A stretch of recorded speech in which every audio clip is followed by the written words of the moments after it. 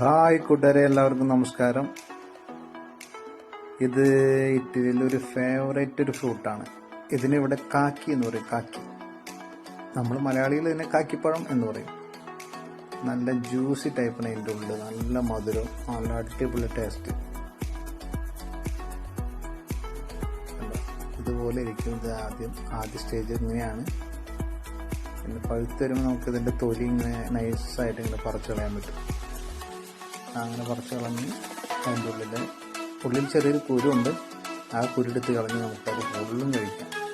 നല്ല മധുരം, അടിപൊളി ടേസ്റ്റാണ്.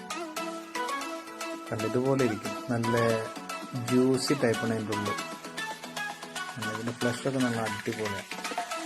ഒന്നും കളയാനില്ല ഇതിൻ്റെ ഉള്ളിൽ. ഒരു ചെറിയൊരു കുരുണ്ട്, ആ കുരു മാത്രം കളയാനില്ല. അടിപൊളി ഇതുപോലെ ഇരിക്കും. അപ്പോൾ ഓക്കെ, ഇതാണ് കാക്കിപ്പഴം ഇറ്റലിയിലെ. പിന്നെ നമ്മുടെ ഓറഞ്ചൊക്കെ റെഡിയായി വന്നുകൊണ്ടിരിക്കുന്നു.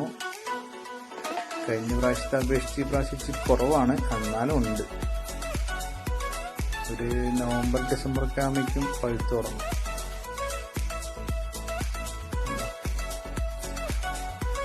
നമ്മുടെ നാട്ടിലെ ഓറഞ്ചിന് ഇവിടെ മന്തിരിയാണെന്നും നമ്മുടെ നാട്ടിലെ മുസമ്പിനെ ഇവർ ഓറഞ്ച് എന്ന് പറയാം കേട്ടോ.